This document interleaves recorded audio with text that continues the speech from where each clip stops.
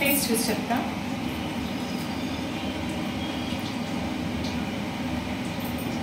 చాలా బాగా కుదిరిందండి. వీడియో కనుక మీకు నచ్చితే please like, share, subscribe to our channel. Hello guys, నమస్తే. Welcome to our channel Seetharama Telugu vlogs. I hope మీరు అందరూ చాలా బాగున్నారు అనుకుంటున్నాను. మన ఛానల్ మీరు ఫస్ట్ టైం చూస్తున్నారా? మన ఛానల్లో వ్లాగింగ్, కుకింగ్, షాపింగ్ వీడియోస్ ఉంటాయి. మన ఛానల్ని సబ్స్క్రైబ్ చేసుకొని ఎంతగానో ఎంకరేజ్ చేస్తున్నా మీ ప్రేమాభిమానాలకి చాలా చాలా థ్యాంక్స్ అండి. Thank you so much for your love and support. మీకు సాయంత్రం పూట మిర్చి బజ్జీ, సమోసా, పునుగులు, అలాగే బండి మీద అమ్మే మసాలా వడంటే ఇష్టమా? మా ఇంట్లో అందరికీ చాలా ఇష్టం, నాకు చాలా ఇష్టం. ఈరోజు నేను మీతో ఆ రెసిపీని షేర్ చేసుకోవాలనుకుంటున్నాను. వచ్చేయండి, ఆ రెసిపీని చేసి మీకు చూపించేస్తాను. రెసిపీ చూపిస్తాను మళ్ళీ మధ్యలో వచ్చాననుకుంటున్నారా? ఒక్కొక్కరు ఒక్కో విధంగా చేస్తారండి. ఒక్కొక్క ప్రాంతాన్ని బట్టి, ఊరుని బట్టి, ఒక్కొక్కరి ఇంట్లో వండే పద్ధతిని బట్టి రుచి అలాగే చేసే విధానం మారుతుంది. అలాగే మా ఇంట్లో ఎలా చేసుకుంటారనేది మీతో నేను షేర్ చేసుకుంటున్నాను. వీడియోని ఫస్ట్ టైం చూస్తున్న వాళ్ళైతే మన ఛానల్లోకి వెళ్ళండి. ఇంకా చాలా వీడియోస్ ఉన్నాయి, అవి చూసి మీకు నచ్చితే కనుక తప్పకుండా సబ్స్క్రైబ్ చేసుకోండి. ఈ రెసిపీ కోసం ముందుగా పచ్చిశనగపప్పుని 4 గంటలు, కనీసం ఎక్కువలో ఎక్కువ 6-7 గంటలు నానబెట్టుకున్నా పర్వాలేదండి. అట్లీస్ట్ 4 గంటలు నాననివ్వాలి. ఇలా నానిన పప్పుని స్ట్రెయిన్ చేసుకొని గ్రైండర్లో కానీ మిక్సీ జార్లో కానీ వేసుకొని కొంచెం కచ్చాబచ్చాక, లేదా కొంచెం మెత్తగా తినేవాళ్ళు, ఇంట్లో పెద్దవాళ్ళు ఉంటారు, బాగా చిన్నపిల్లలు ఉంటారు, కారం అది తక్కువ వేస్తే వాళ్ళు తినడానికి ఈజీగా ఉంటుంది కాబట్టి కొంచెం మెత్తగా గ్రైండ్ చేసుకుంటే చిన్న వాళ్ళకి పెట్టచ్చు. కొంచెం పెద్దవాళ్ళు క్రిస్పీగా తినేవాళ్ళైతే కచ్చబచ్చగా రుబ్బుకోండి, పిండి బాగుంటుంది. ఇందులోకి ఉల్లిపాయల్ని సన్నగా తరుక్కోవాలి. ఉల్లిపాయలు, పచ్చిమిర్చి, కొత్తిమీర, కరివేపాకు, అల్లం, జీలకర్రని కాకుండా మిగిలినన్నింటినీ సన్నగా ఇలా తరగాలి. కరివేపాకుని మొత్తం అంతా కొంచెం తీసుకొని ట్విస్ట్ చేసుకొని ఇలాగా నైఫ్తో కట్ చేస్తున్నాను. సిజర్తో అయితే ఇంకా ఈజీగా ఉంటుంది. పచ్చిమిర్చిని కూడా చిన్న చిన్న ముక్కలు కట్ చేయొచ్చు, లేదా అల్లాన్ని ఒకసారి దంచి పచ్చిమిర్చిని, అల్లాన్ని పిండి గ్రైండర్ అవుతున్నప్పుడు అందులో వేసుకొని కూడా రుబ్బేసి మీరు గారెలో వేసుకోవచ్చు. మీ టేస్ట్కి తగ్గట్టుగా మీరు ఎలా తినడానికి ఇష్టపడతారు అలాగా. మా ఇంట్లో ఇలా పచ్చిమిర్చి తగిలిన మా పిల్లలు కొంచెం పెద్ద పిల్లలే కాబట్టి తినడానికి ఓకేనండి. చిన్న పిల్లలు అయితే మాత్రం పచ్చిమిర్చి మీ టేస్ట్కి తగ్గట్టుగా వేసుకోవాలి. కొన్నివి తెల్ల పచ్చిమిర్చి ఉంటాయి, అస్సలు కారం ఉండవు. కొన్ని పచ్చిమిర్చి కారం ఎక్కువగా ఉంటాయి. పచ్చిమిర్చి ఘాటుని బట్టి మీరింట్లో ఎంత స్పైస్ తింటారో దాన్ని బట్టి అడ్జస్ట్ చేసుకోవాలి. అల్లం అయితే అల్లం పైచానికి మంచి విరుగుడు. అలాగే శనగపప్పు అనేది పొట్టని బ్లోట్ చేస్తుంది, కడుపు ఉబ్బరించే ఛాన్సెస్ ఉంటాయి కాబట్టి ఇందులో మనం ఇన్ని రకాలు వేసుకొని వీటిని వడల కింద వేసుకుంటాం. కట్ చేసుకుని రెడీగా పెట్టుకున్న పచ్చిమిర్చి, కొత్తిమీర, ఉల్లిపాయలు, అల్లం తరుగు, కొత్తిమీర, కరివేపాకు తరుగు వీటన్నింటిని ఇందులో వేసుకొని కాస్త జీలకర్రను కూడా వేసేసి మొత్తం మిక్స్ చేసుకోవాలి. ఈ పచ్చిశనగపప్పు వడలతో ఇగురు చేస్తారు, పులుసు చేస్తారు. మీలో ఎంతమందికి ఇష్టం? ముందుగా కొంచెం శనగపప్పును తీసి పక్కన పెట్టుకున్నానండి. అది ఇందులో పైన వేస్తున్నాను. జస్ట్ అలా పైన మిక్స్ చేసి వడలు వేసుకుంటే క్రంచీగా పప్పు తగులుతూ బాగుంటుంది. ఇందులోకి 1/2 చెంచా గరం మసాలా వేసాను. ఉప్పు వేయలేదు కదా, ఉప్పు కూడా యాడ్ చేసి చేతితో కానీ స్పూన్తో కానీ మిక్స్ చేసుకోవచ్చు. కొంతమందిలో పచ్చిమిర్చి తగిలితే చేతి యొక్క ఘాటు హ్యాండ్ వాష్ చేసుకున్నా కూడా చేతులు మండుతున్నట్టు ఉంటాయి. అలా అనిపించిన వాళ్ళైతే మీరు స్పూన్తోనే మంచిగా మొత్తం మిక్స్ చేసుకోండి. లేదంటే ఇలా చేత్తో ఒకసారి ఉల్లిపాయల్ని, అల్లాన్ని వేసిన వాటన్నిటిని చేత్తో అలా అనుకుంటూ మిక్స్ చేయడం వల్ల వాటిలో ఉన్న రసాలన్నీ దిగి ఇంకా టేస్ట్ డబుల్ ఎన్హాన్స్ అవుతుందండి. మధ్యలో వడలు వేసినప్పుడు తడుపుతూ వేయడానికి కొంచెం వాటర్ తీసుకున్నాను. స్టవ్ మీద కడాయి పెట్టుకుని ఆయిల్ వేసుకోవాలి. ఆయిల్ డీప్ ఫ్రై చేయడానికైతే మీరు గూగుల్లో కూడా సర్చ్ చేసి చూడండి.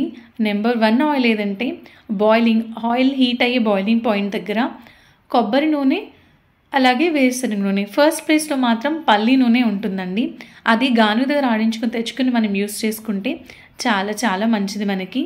ఈ హైదరాబాద్లో అయితే ఎక్కడ పడితే అక్కడ మనకి గానుగ షాపులు కనిపిస్తూనే ఉంటాయి. మన ఊళ్ళల్లో అయితే మీకు బాగా తెలిసిన చోట ఆడించుకోండి. మేమైతే ఊరెళ్ళినప్పుడు ఒక్కోసారి చాలా వరకు ఊరెళ్ళినప్పుడు అక్కడ గానుగ పట్టించుకొని తెచ్చుకుంటూ ఉంటాం. మన ఊళ్ళల్లో అయితే మంచి ఫ్లేవర్ఫుల్గా తెలిసిన వాళ్ళ దగ్గర అయితే నమ్మకంగా ఉంటుంది. లేదా ఇలాంటి పెద్ద పెద్ద సిటీస్లో అయితే మీరు ఎవరినైతే ట్రస్ట్ చేస్తారో వాళ్ళ దగ్గర తెచ్చుకొని యూస్ చేసుకోండి. డీప్ ఫ్రైడ్ ఐటమ్స్ అనేవి ఎప్పుడో ఒకసారి చేస్తూ ఉంటాం, పండగలప్పుడు, పబ్బాలప్పుడు, నెలకొకసారో, మహా అయితే 2 సార్లు. లేదు మేము రోజు డీప్ ఫ్రై ఆయిల్ చేసుకుంటాము, 380, 450 పెట్టి వేరుశనగ నూనె కొనాలా అంటారా? మాకు తెలిసిన డాక్టర్ చెప్పారండి, వేరుశనగ నూనె అయితే డీప్ ఫ్రైడ్కి చాలా మంచిది అని. రాయలసీమలో అలాగే గుంటూరు జిల్లాల్లో డీప్ ఫ్రైకి అయితే పల్లీల ఆయిల్ని యూజ్ చేస్తారు ఎక్కువ. అటువైపు ఫ్రెండ్స్ ఉన్నారు కాబట్టి తెలుసు. ఆయిల్ హీట్ అయిందండి, చిన్నది వేసి దాన్ని ఇలాగా అగ్నిదేవుడికి దిష్టి తీసేసి అగ్నిదేవుడికి నైవేద్యం కింద పక్కన పెట్టేస్తున్నాను. దాని తర్వాత వడల్ని ఒక్కొక్క దాన్ని తీసి పిండిని ముద్దల్ని ఇలా రొటేట్ చేసుకుంటూ వడలు నచ్చినట్టుగా చేసుకొని వేసుకోవచ్చు. ఈ వడలు అయితే మోస్ట్లీ ఇలాగా కొంచెం రౌండ్ షేప్లో చేసుకొని ఆయిల్లో డీప్ ఫ్రై చేసుకుంటాం. కొన్ని ప్లేసెస్లో అయితే వీటిని కూడా పల్చగా చేసి మధ్యలో హోల్ పెట్టి గారెల్లా కూడా వేస్తారండి. ఎవరి టేస్ట్కి తగ్గట్టుగా మరీ క్రంచీ క్రిస్పీగా కావాలంటే అలా వేసుకుంటే బాగుంటుందబ్బా. ఓన్లీ ఈ ఫ్లేవర్ని ఎంజాయ్ చేయాలనుకుంటే మాత్రం ఇలా వేసుకొని వితౌట్ చట్నీతో తినాలి. లేదు పక్కన మాకు మంచి చట్నీ కూడా కావాలి అనుకుంటే కొబ్బరి చట్నీ అండి. కొబ్బరి గోదావరి జిల్లాల సైడ్ చేస్తారు కదా, ఉత్తి కొబ్బరి ఎండుమిర్చి వేసుకొని చట్నీ, అది బాగుంటుంది. లేదంటే అల్లం చట్నీ కూడా బాగుంటుంది. లైట్గా అద్దుకొని తినాలండి, లేదంటే దీని టేస్ట్ మనకి తగ్గిపోయి పక్కన చట్నీ టేస్ట్ డబుల్ అయిపోతుంది. కెమెరాని ఫస్ట్ టైం ఫేస్ చేస్తూ మాట్లాడుతున్నానని ఏదో ఒక తెలియని టెన్షన్లో పల్చగా వేయాల్సిన వడల్ని ఇలా ఇంత లావుగా వేసాను చూసారా. మన ఛానల్లో మీరు ఎలాంటి వీడియోస్ చూడడానికి ఇష్టపడుతున్నారో నాకు కమెంట్ సెక్షన్లో తెలియజేయండి. షాపింగ్ వీడియోసా, కుకింగ్ వీడియోసా, అలాగే వ్లాగింగ్ వీడియోస్ చూడాలనుకుంటున్నారా? ఎలాంటివి మీరు చూడడానికి ఇష్టపడతారో తెలియజేస్తే దాన్ని బట్టి నేను దాన్ని డెవలప్ చేసుకుంటూ వీడియోస్ చేయడానికి ట్రై చేస్తాను. ఫస్ట్ టైం ఇందాక దర్శనం వేసాను కదా, ఇప్పుడు కొంచెం పల్చగా వేస్తున్నాను, బాగుంటుంది. ఇంకాస్త క్రిస్పీగా వస్తాయి వడలు.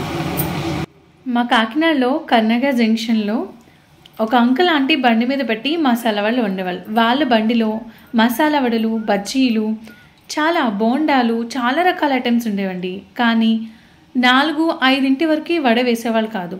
5 నుంచి వడ వేయడం స్టార్ట్ చేస్తే వీధి చివర మా ఇల్లు ఉండేది, అక్కడికి స్మెల్ వచ్చేదండి. ఎలా వేస్తారో తెలియదు కానీ అమ్మో వాళ్ళు వేస్తుంటేనే అసలు ఎంత సువాసన వస్తూ ఉంటుందో. కొట్టడిగా ఉండే సాంగ్ ఏంటండి, కొత్తగా వచ్చిన సినిమాల్లో పాటలు కాకుండా ఎక్కువ మన బ్రెయిన్లో కొన్ని పాటలు ఉంటాయి కదా, చిన్న అందుకోరా.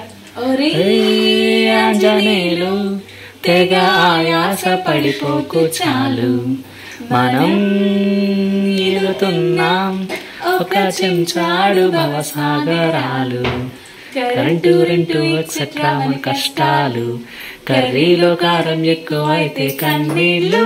షాపింగ్ చాలు.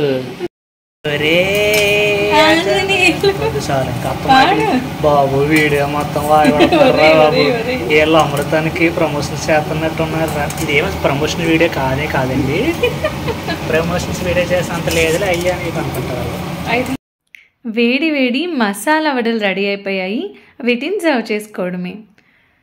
మీ ఇంట్లో ఎవరైనా ఇలా అంటారా? మా అత్తమ్మ అంటారు, పొయ్యి మీద నూనె పెట్టి నూనె వేగుతున్నంతసేపు వంటలు చేసి పక్కన పెట్టేసుకొని పొయ్యి ఆపేసిన తర్వాత తినాలి, వండుతున్నప్పుడు తింటే చెవుడు వస్తుంది అని. ఎందుకు అలా అంటారు?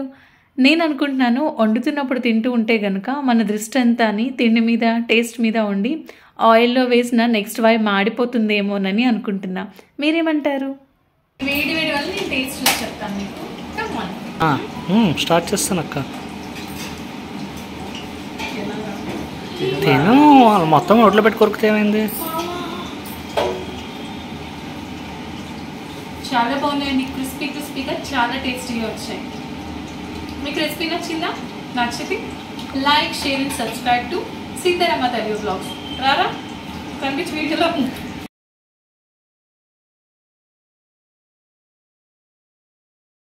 Thank you so much for watching.